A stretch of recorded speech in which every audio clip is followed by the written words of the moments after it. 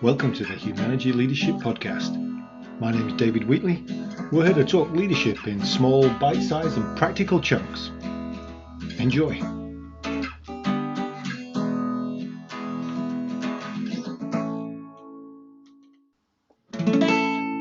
This episode is another of our First Friday episodes, and if you've not come across the First Friday series yet, first Friday of every month at noon Eastern Time, we have a free work session that you're welcome to come and join us. We encourage you to come and join us, have great discussion. During that about 50-minute work session, one of Humanergy's direct service people will provide a 15-20-minute insight into a subject. And this month, we're talking still on our What Great Teams Do Great series about the impact of race and power when it comes to teams. This is based on a supplement, Chapter 9, which is downloadable from the Humanergy website in the books section.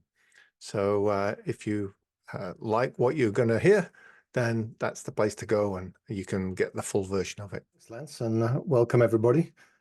This is probably one of the most challenging ones of these First Fridays to do, especially from my perspective. So I hope you'll stick with me. And I've already sent a note to Dr. Mugarji saying, hey, if I say anything that's not right, please send me a note to correct me. We're all on a learning journey.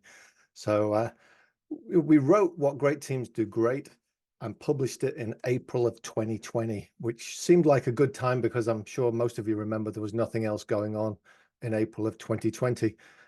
In the summer of 2020, we actually had the opportunity to do some work around What Great Teams Do Great with the United Way. And it was pointed out, apart from the fact that they liked some of the structure, it was pointed out that at no point in the book had we addressed the impact of race and power on team dynamics. And so as we slapped our heads at this missed opportunity and recognizing that the three authors were all white, we engaged a number of DEI colleagues to investigate what should have been written if we were to write a 9th chapter. And as a result of these conversations, we actually did publish an additional chapter, Chapter 9, which is available at the book section of humanergy.com. And this presentation hits some of the highlights of what we gathered and learned and what we continue to learn as key thoughts on this subject. The supplement to What Great Teams Do Great, I will note, is centered around the United States, though other countries have similar cultural frameworks when it comes to race, power, and leadership. And a couple of clarifiers that it should be noted that although we involve many the diversity, equity, and inclusion authorities, this was written by two people who identify as white, whose careers and life experiences have largely been within the context of white culture. I'll introduce some topics briefly and encourage you to begin or continue learning and listening. And we have by no means arrived at the end of our journey. And a deeper understanding about racial conditioning, white supremacy culture, and how best to be an ally for individuals and groups facing oppression and trauma is highly recommended. We are on that journey as an organization. So first, my acknowledgements. I'd like to thank our DEI professionals who engaged with us in the development of this, Nikia Baylis, Priscilla Archangel, Carlos Rangel, Kenneth Pons, and my co-author, Christy Barrett. So let's start with the power dynamics. And as soon as we've got Dr. Mugarji here, imagine back at school, the threat of being summoned to the principal's office was terrifying for most of us. It didn't matter if we knew that we'd done nothing wrong, we still sweated it out and entered the room looking nervous and potentially guilty. Just the thought of my old school principal sends chills down my spine. As leaders, we have the same effect sometimes on our direct reports. This power dynamic isn't always obvious to the leader, but it's always apparent to the subordinate. The higher up the organizational chain, the more the power dynamic is in play. When we factor race into this, the power dynamic is often amplified. In the same way that a black man may be more nervous when stopped by police than a white man, the power dynamic of supervision can have a similar impact. It's incumbent on all leaders to dive into the impact of this organizational culture. The context of culture as it relates to race is important to all aspects of teamwork and plays out in the supervisory situations as well. So let's take a look at some of the power dynamics of the supervisor-supervisee relationship and examine them through the lens of race and what great teams do great. So there's this amplification of privilege. Persons who are members of the dominant group in society benefit from that reality, even though not by anything they choose. Some have referred to white privilege as winning the lottery you did not know you entered. White privilege does not mean that life is easy. White privilege is when your skin color does not make life harder. In supervisory relationships, add in privilege, and there is an amplification of authority at even greater level.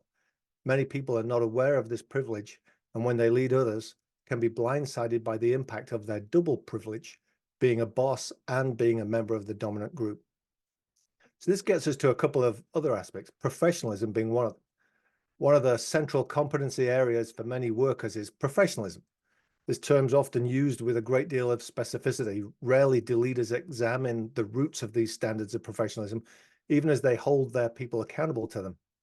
As Asa Gray outlines in The Bias of Professionalism Standards, in the Stanford Social Innovation Review, their professionalism standards are heavily defined by white supremacy culture, or the systemic institutionalization centering on whiteness. In the workplace, white supremacy culture explicitly and implicitly privileges whiteness and discriminates against non-Western, non-white professionalism standards related to dress code, speech, work style, and timeliness. How do these standards of professionalism show up in organizations that are predominantly white? Well, in white and Western standards of dress and hairstyle, in speech, accent, word choice, or communication, and in scrutiny, how we're monitored and measured, and also in attitudes towards timeliness and work style. This is the challenging bit for somebody with my accent to be talking about, because in my accent actually switches the other way, and people assume all sorts of positives on the back of that, which really, as my team will tell you, they shouldn't assume. One of the most troublesome aspects of white professionalism standards is that they're assumed to be objective, unbiased, and favorable. While there is a need for professionalism standards, there's also a need for these to be equitable, clearly articulated, and validated as it relates to their necessity and aligned with the organization's vision and values. So when you think about individuals and teams achieving greatness, it isn't simply a matter of doing a certain list of functions. To get to the maximum impact, people on all levels have to be committed to achieve the right things, what we call a commitment to impact, for the right reasons, what we call a care for the greater good, and in the right ways, what we describe as people intelligence. When people make these types of choices on a regular basis, they're what we would call the green path. If you listen to a few of the previous episodes, you'll hear all about the green path from Lance and Corey. When people are on the red path, they make a different type of choice. They make more committed, their choices are more committed to comfort rather than impact. They care more about themselves rather than the greater good, or have limitations in their ability to navigate their own or others' emotional realities, a lack of people intelligence. So when it comes to issues of race in the workplace, a leader and a team's choices can create an environment where everyone, including the team and organization, thrives. And conversely, the choices made by the team and its leaders can also combine to produce a climate of fear, non-engagement, and a lack of results. So let's take a look at those dimensions of choice. What the greater good, great teams do great model refers to leadership not only as a title or position, but as a choice made by people at all levels of the organization. On any given day, at any given time, people can make a choice to step up and be a leader. The nature of choices is key to successful teamwork and supervision. What great teams do great identifies these three dimensions. So the first one here, orienting to the greater good. Well, the greater good takes into account the needs of all the people who are connected to and who have a stake in the defined success, including yourself. We refer to these as stakeholders. When thinking greater good, leaders consider the need of each of these stakeholders in making choices. Diversity, equity, and inclusion should be part of the greater good. Without them, organizations lack perspective and suffer from myopic thinking and ineffective action. Diversity in the organization is not enough. Full inclusion and equity are necessary for the organization to succeed and all of its peoples to thrive. As a supervisor, this means that first and foremost, look inward. Are you 100% committed to the entire team's success? Have you examined your own implicit biases, attitudes, stereotypes that unconsciously affect understanding, actions, and decisions? Greater good thinking and action means that you take steps to ensure that you do more than assume that you're one of the good ones. To ensure the greater good means more than recruiting diverse individuals to the team. Greater good supervisors address the team's and organization's culture and practices to ensure that every person has an equal opportunity to succeed. So the second level, the commitment to impact versus comfort. When the going gets tough, some people opt out and others are fully committed to whatever it takes to ensure success. A willingness to take risks, be courageous, and focus on the impact that is necessary are hallmarks of commitment to impact. When it comes to issues of race and leadership, true commitment to impact means more than just hiring people who don't look like you. Too often, a white leader commits to comfort by employing or highlighting people of color and not giving them any real power of responsibility. This is a form of tokenizing. It's easier to say the right things, hire a person or two, and then rest on the laurels than to truly step into a fully equitable and inclusive workplace. Supervisors committed to impact will address the reality that, and I'm going to use the term Black, Indigenous, and people of color, or BIPOC, experience on the job. One facet of this reality is that BIPOC typically have to give significant mental energy to operate in a white professional world. This concept of code switching is like working in a country where your first language is not the common language, and much effort is needed to be fully understood and to have contributions valid. It's critical leaders understand their real culture and its impact and do the work to understand, value, and elevate the contributions of all people. Commitment to impact means that at times comfort will be hard to come by. Leaders have to make themselves uncomfortable in order to understand themselves, others, and the organization. At times, making an impact means the leader must address difficult topics, confront unpleasant situations, and speak truth to power. To be committed to impact means being an active ally for all people on the team. This requires the leader to speak up at times when it feels uncomfortable to do so. Commitment to impact requires white leaders to create space for caring, honest, and direct conversations, stepping into challenging situations to create an environment where all are fully engaged, heard, and valued. It's easy to surround ourselves with people who are like us and to operate as if race were not a factor. It's better and yields better outcomes for the team and the organization to surround ourselves with people who bring diverse perspectives, experience, and skills to the table. Our third dimension, the facility with people and emotional intelligence. This dimension relates to the understanding emotions within self and others and the ability to develop and keep good interpersonal relationships. People with strong emotional intelligence not only regulate their own emotional state well, they also bring out the best in other people. Emotional intelligence requires being in tune with what is really going on in the leader's relationships and amongst the team in general. Are BIPOC really being treated equitably and with the same commitment to emotional safety? Too often, BIPOC are subjected to microaggressions, and microaggressions are the intentional or unintentional communication, verbal or nonverbal indignities. Strong emotional intelligence requires the leader to notice microaggressions and address them within the team. Leaning into emotional intelligence means staying in tune with how the entire team is doing. Sometimes BIPOC feel they must do more without compensation or recognition. A leader's role is to recognize when people are going the extra mile. Leaders with strong emotional intelligence will also examine the performance review process and compensation structures to ensure that objective criteria rewards the effort and results of all team members. So how do we make it safe? So in order to reduce the effect of the power dynamic and ensure diversity, inclusion, and equity on the team, it's important for leaders to create a safe environment for people to be themselves and be fully engaged in the team's work together. To create such a climate, the leader must set an example, understand their own biases, educate themselves on this dynamic, and create space for people to discuss it openly. They should be patient. Culture change doesn't happen overnight. Be patient and open to learning and ensure a cadence of engagement and discussion about diversity, equity, and inclusion. And be courageous. It may not be comfortable, however, people are watching the leader. In fact, past experience in most organizations has prioritized white comfort and accommodated white fragility. Because of this history, the leader must be willing to be uncomfortable and not move past it too quickly. It's critical for white leaders to stand up for a diverse environment of true equity and inclusion and follow through with bold systemic action. The integration of diversity, equity, and inclusion within the mission and scope of the organization is the end result.